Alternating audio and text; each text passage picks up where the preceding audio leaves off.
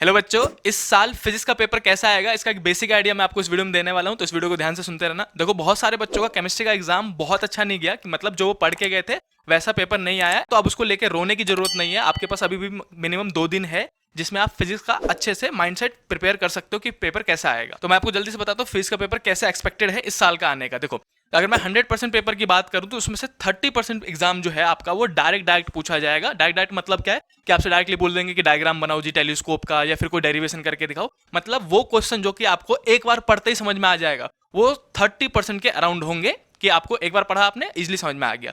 लेकिन जो बाकी 70% एग्जाम होगा फिजिक्स का वो कॉन्सेप्ट बेस होगा। देखो, अभी नहीं, पिछले साल से ही ये पैटर्न लाया गया है कि एग्जाम को जो है सीबीएसई बोर्ड के एग्जाम को कॉन्सेप्ट बेस बनाया जा रहा है, क्योंकि हर बच्चा कहीं ना कहीं जेई नीट और बाकी कंपटीशन एग्जाम के लिए प्रिपेयर करता है। इसीलिए इस साल का भी जो पेपर होगा फिजिक्स का वो 70% कॉन्सेप्ट बेस होगा। कॉन्सेप्ट बेस मतलब मुश्किल नहीं होगा, आसान पेपर आएगा। केमिस्ट्री का कंपैरिजन में, टेक माय वर्ड्स, केमिस्ट्री का कंपैरिजन में इस साल का फिजिक्स का पेपर आसान होगा। बस कॉन्सेप्ट बेस का मतलब क्या है कि आपको क्वेश्चन को एक ही बार पढ़ के तुरंत आंसर नहीं देना है। कम से कम क्वेश्चन को लगे कि दोबारा रीड करने की जरूरत है तो रीड कर लो, 2 बार रीड करो और उसके मतलब से समझो कि किस टॉपिक का क्वेश्चन है, फिर उसके हिसाब से आप अकॉर्डिंगली आंसर दो। तो ये हो गया 70% की कॉन्सेप्ट बेस आएगा, 30% आएगा अपने पास डायरेक्ट। और दूसरा मेन चीज जो मैं इस वीडियो में बताना चाहूंगा आपको वो ये है कि पीवाईक्यू पे बहुत ज्यादा प्रेशर नहीं देना है। मतलब पीवाईक्यू पे बहुत ज्यादा रिलायबल नहीं होना है, मतलब डिपेंडेंट नहीं होना है। ये नहीं कि बच्चे क्या करते हैं, लास्ट के जो 4-5 दिन गैप मिलता है एग्जाम में, उसमें पूरा सारे के सारे पीवाईक्यू लगा देते हैं। अरियंस की बुक ली और सारे पीवाईक्यू सॉल्व कर गया, उनको मन में ये फीड हो जाता है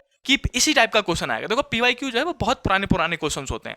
अब जो पैटर्न है वो बदल रहा है, मतलब अब जो पेपर आएगा वो कॉन्सेप्ट बेस हो रहा है, तो पीवाईक्यू पे बहुत ज्यादा रिलायबल नहीं होना है। यानी कि सारे पीवाईक्यू देख लिए भैया अब तो मेरे को सब कुछ आता है, ऐसा कुछ नहीं करना है। पीवाईक्यू को जितने मतलब लेटेस्ट ईयर देख सको। मैं आपसे कहूंगा कि 2019 तक, लास्ट 2019-20 देख लिया आपने, 20 में तो पेपर ही नहीं हुआ था, 21 का देख लिया आपने, 2021 तक का लास्ट देख लो। और इस साल का मैं कुछ क्वेश्चन पेपर आपको नीचे डिस्क्रिप्शन में दे दूंगा। इस साल के जितने भी अपने पास प्री बोर्ड हुए थे वो देखना है आपको। ये वही आपको मेन अंदाजा देगा कि किस टाइप का पेपर आएगा इस साल। तो पीवाईक्यू पे बहुत ज्यादा रिलायबल नहीं होना है आपको। और तीसरा और मेन चीज, जो लास्ट मेन चीज है इस वीडियो में आपको बताना चाहता हूं, वो है रिवीजन।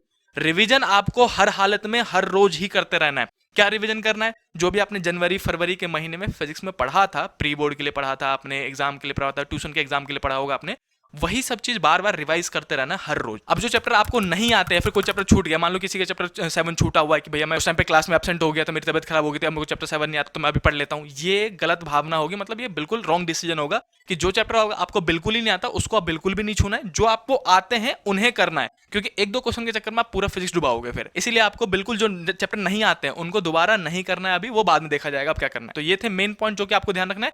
30-70 का रेशियो आएगा, 30% डायरेक्ट, 70% कॉन्सेप्ट बेस आएगा। डरने वाली बात नहीं है, पेपर आसान आने वाला है फिजिक्स का।